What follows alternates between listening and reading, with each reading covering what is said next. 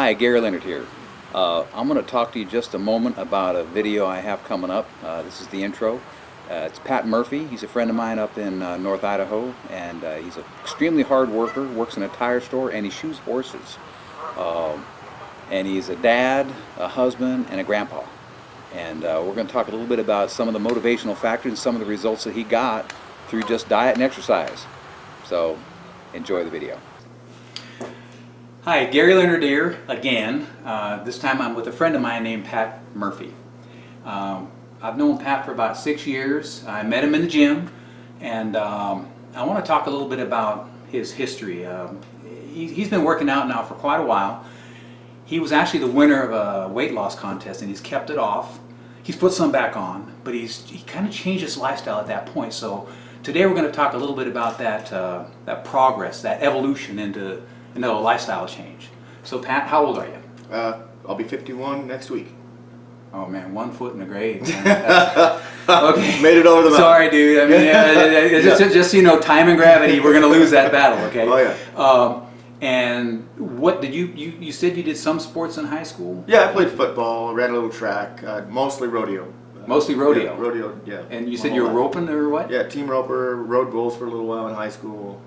Yeah. Okay, done it all. After high school, what did you do after high school? I went to work. I started working in the mills. I worked for a lumber mill for 7-8 years, and then been working at tire shop Les Schwab here for the last 22. They're really like sit on your butt kind of jobs. You really don't sweat. No. You know, working in a sawmill. Never had one of pull those. green chain, that kind of stuff, right? Okay. Exactly. And changing tires, I know that's easy work. Yeah. You know, and it's not dangerous either. Right. You know, you just kind of, it's all automatic, right? Not a bit. If anybody knows about changing tires, I've never done it. I mean, I've done it manually, but Sure. You watch these guys work, and it is hard physical work. There's a lot of hard work in it. Yeah, we do a lot of skidder tires, loader tires. We do everything. Okay, so let's go now to where 2010 to 12, somewhere in there. Mm-hmm. You came into the gym. Mike Davis at Iron Mike's gym. We Yep. talked to him. Yep. Had a contest about losing weight. Yeah. Tell me a little bit about that and how you got into it. So I have mutual friends that had been going to the gym. A good friend of my wife's, she'd been going. She'd done this program before with The Biggest Loser, they called it. Oh, now that was a trademark name. Mike got a letter from the lawyers or something like that. And I think they changed it. Yeah. He changed it to something else, but that's what it was. It was the Biggest Loser contest. Yes, the same kind of contest. And she tried talking me into it the year prior, and I was like, you know what, I'm really not interested. I don't have time for that. I didn't do it that year. Finally, the next year, she got on me hard enough, and I had grandkids and had high blood pressure, high cholesterol, and thought, you know, it's time to do something. So I started going with her, and I love it. So tell me about how much weight did you lose? I lost 48 pounds. 48 pounds. During the contest. And you started where? At 210. At 210. So you got down to like 178 something? Yeah, I think it was, yeah. 172? I think, yeah. Okay. And how much do you weigh right now? I weigh roughly 188, 190. Okay, so you put some weight back on. Yeah. There's nothing wrong with that. No. But you've kept some lifestyle things going on there. So when you came into the gym, initially you said you didn't want to do it, and then your wife really got on you, and then you saw these things, so you had some motivation, you know, Sure. cholesterol and high blood pressure. Yeah. Do you still have those problems, or are they gone? No. 2 weeks into the program, I quit. Quit taking medicine altogether. Oh, man, 2 2 weeks. Yeah. Okay, so I mean, just 2 weeks into a program. Yeah, it was impressive. I didn't realize that it was going to do that. Had no idea. Well, you know, you probably changed your diet.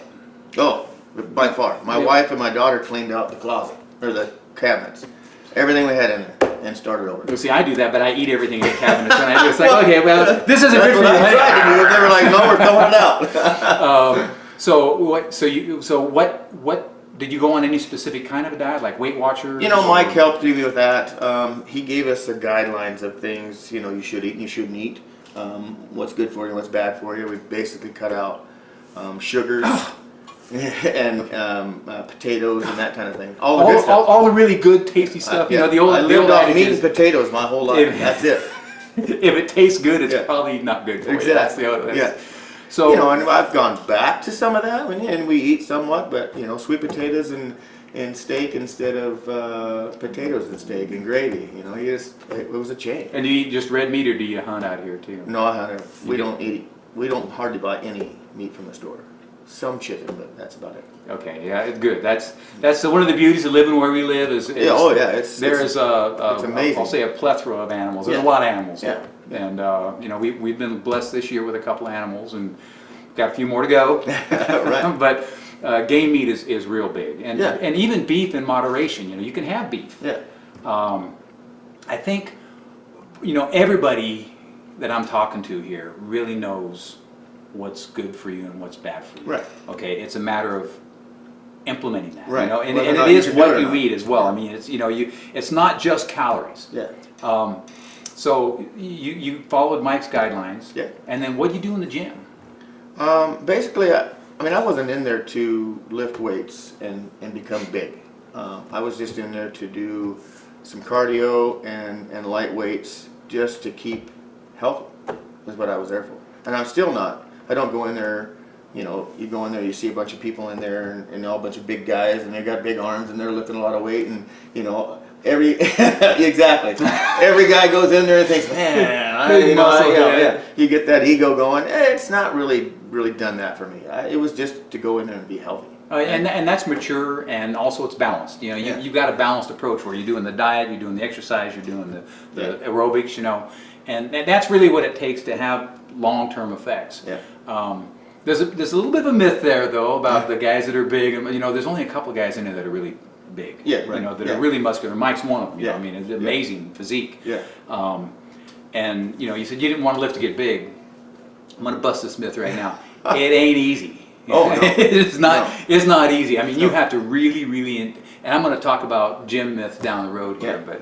But you know, it is hard to put muscle on. Sure. And Sure. we'll do some calculations on that. But Sure. so tell me, when you started this, you were doing your diet, you had your motivation, you know, your grandkids, the healthier lifestyle. 2 weeks you stopped at all the medications.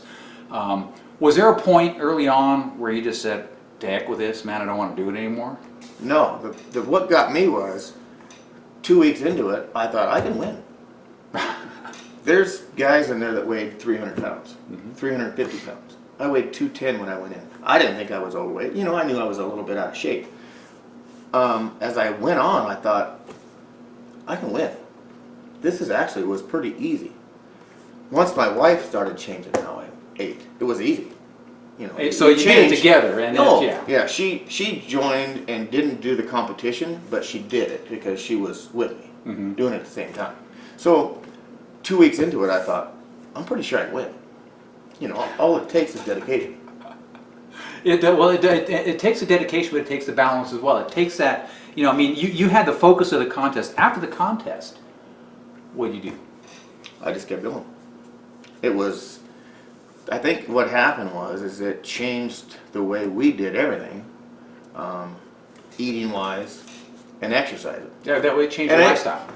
I did every one of it. I did every bit of it for my grandkids because I wanted to be there when they got old. And be able to move. Oh yeah, exactly. You know, I don't want to Be able to chase them out in the field, you know, out in the yard, whatever. and That's go what I take did. them out hunting and fishing and stuff Yeah, like that. exactly. Excellent. Okay, Yeah. so your motivation initially was the contest, and the contest. Your motivation for the contest was your kids and your Yeah. health.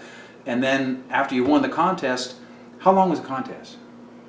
Oh boy, How many weeks? 8 weeks? 12 weeks? I think it was 6 to 8 weeks if I remember right. Okay.